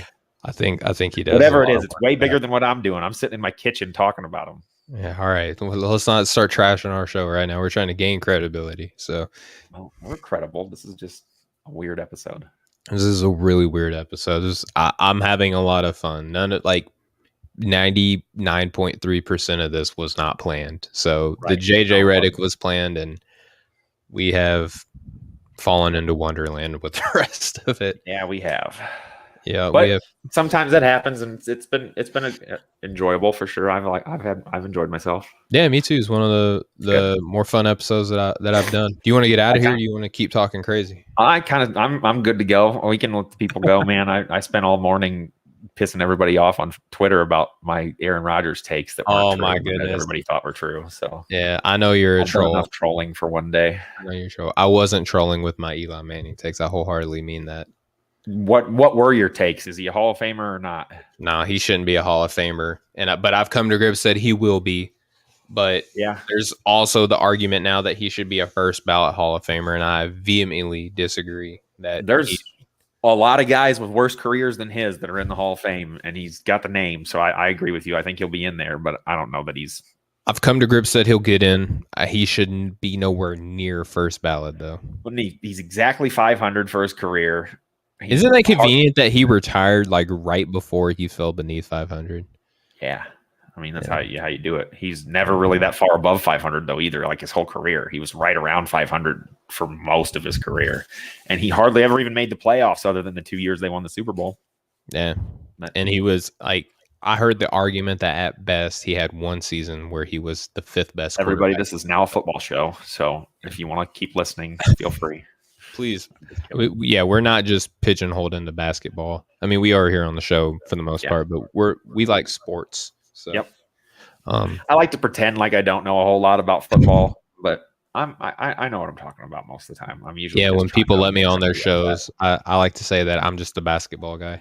Did you see my list of players with fewer interceptions than Aaron Rodgers that like freaked everybody out? No, dude. I was away from my phone. And I came back and I scrolled through. I couldn't read it all. It was like Mark Sanchez and Charlie Batch. And I think Tebow was on there. You know, guys that played half the amount of time as Aaron Rodgers is the only reason. Of course. David Carr, Elvis Gerback, because they were making the argument that he had all these seasons with so few interceptions. And I said, well, all these guys had fewer interceptions in their career than him. Yeah. Obviously, I'm joking. But for my Eli I called Manning him a game manager and almost got murdered. Yeah, I saw that. So I asked for the footnotes, and they were like, people still fighting about Eli Manning. Aaron Rodgers is a game manager, and Call of Duty. I'm like, Eli Manning sucks. Rodgers isn't a game manager, and I don't play Call of Duty. No, I'm just a bitter Bears fan that doesn't like Aaron Rodgers. I'm not too big to admit it. Yeah. I trashed Eli Manning like all week. So I like Eli Manning. I think he needs to go in the Hall of Fame with that face on his bust. You know, the one where he's like getting helped up off the field and he's looking around like he doesn't know where he is. The Manning face. You mean like he normally looks? Is exactly the Manning face. They need to like do it as good as possible and not just have they're related to the Phelps. Like he's just got the snot beat out of him. Yeah. I think they're like the ugly cousins to the Phelps family. I don't know. I'm interested to see if Peyton Manning's bust is bigger than all the rest because he's got quite a big head. You know, I think he's got one of the biggest heads in the Hall of Fame. We're talking about heads. Tell me that forehead isn't huge. I saw it every Sunday. Yeah, it was bright red because his helmet was too small. No, but both the Mannings are going to end up in the Hall of Fame, probably. I would say, but let's let the people go, Steven. Let's let the people go. Let's let me go. I'm losing it. All right, so I'll stop holding you hostage. For everybody who has watched or listened to us, live or on the podcast, thank you so much for your support. It genuinely means a lot. Austin, you say it all the time. Anyone who takes the time out of their day to listen to us talk, truly today talk nonsense. We usually we're a little bit more buttoned up and professional and know what we're going to say. And I feel like we were for the first hour and 15 minutes or so. Yeah, if you listen to us on the Nothing But Net channel on Dash Radio, that's why we do segments and we're so regimented, because we get on a JJ Reddit conversation. Next thing you know, we're talking about... We talked about the WWF and the Illuminati and how ugly the Mannings are. Yeah, I didn't say ugly. I said one has a big head and the other one has a goofy look on his face. I mean, take that however you want. I'm sorry that I colored between the lines that you gave me, Austin. Hey. That's the point. We don't actually say the thing. We just lead up to it and let everybody else think that we said the thing. There you go. All right. So I'm going to say the thing now. And just want to remind everybody that support for the show is brought to you by Manscaped. Get 20% off and free shipping with the code BTG at manscaped.com. That's 20% off with free shipping at manscaped.com and use code BTG. Unlock your confidence. And as always, Austin, use the right tools for the job with Manscaped. Can you believe there's people that you used to use or probably still do all the same thing for everywhere they shave? Dude, no. That's not okay, guys. No, please. It never was, but it's especially not now that you can go to something like Manscaped. Yeah, now that Manscaped has the Lawnmower 3.0 and it's got... I've held this. It feels like... Do you know the Thanos meme where he's holding the blade and it's like perfectly balanced as all things should be? That's what I feel like when I hold the Lawnmower 3.0. Nice. It's perfectly balanced. It feels good in your hand when you're using it. It's very user friendly, I guess is the best way I can phrase it. Good. It's an area where it needs to be. Yeah. I mean, I've used other razors. I mean, just being honest, I've used other products that weren't the lawnmower, and I've, had accidents, nicks and stuff like that. It's very painful. It takes a couple of days to recover from fully. And, no, not one single accident with the Lawnmower 3.0. Nice. The way the NBA is going nowadays, you don't want to jeopardize the playing time at all. These guys will take a day off for anything. So yeah, dude, a lost toenail. Come on, but you didn't know, but you won't. You lose a toenail on is Manscaped. Right. I use the foot duster that they have, and very refreshing. I use the crop duster, also very refreshing. Underwear is comfortable. Shirts are comfortable. The travel case that they put it in. Sounds like they know what they're doing, don't they? Yeah, I mean, 2 million men worldwide trust it, so I don't know how you can beat it. Right. I truly don't. All right, Austin. We got a deal for everybody, too, so it's great. Yeah. BTG at manscaped.com. We're pretty good friends with them. You tell them we sent you, and they'll hook you up with 20% off and free shipping. I mean, the best thing you could do next is steal from them, which is illegal. Don't do that. No, don't do that. Don't steal. No. Don't want to steal from a company that makes razor blades. I think they could do some damage. Yeah. All right, Austin, let's get out of here, man. Appreciate you as always, dude. Our next show will be coming out, on Monday on the Nothing But Net channel on Dash Radio. We're on every Monday, Friday, 6 p.m. Eastern, 3 p.m. Pacific. You can catch us there. Best time to listen to the radio. Best time to listen to the radio. Going home from work. So, and if you got us on the podcast, you can listen to us whenever. If you're driving to and from work, you're working outside, you're playing basketball. I like to listen to podcasts while I'm shooting around a little bit. Me too. Yeah. So, I mean, there's never everything. Yeah, there's never a bad time to be listening to us. So appreciate y'all. Thank you, Austin. Thank you all, friends. We'll catch up with you guys next time. Much love, everybody. Have a good one.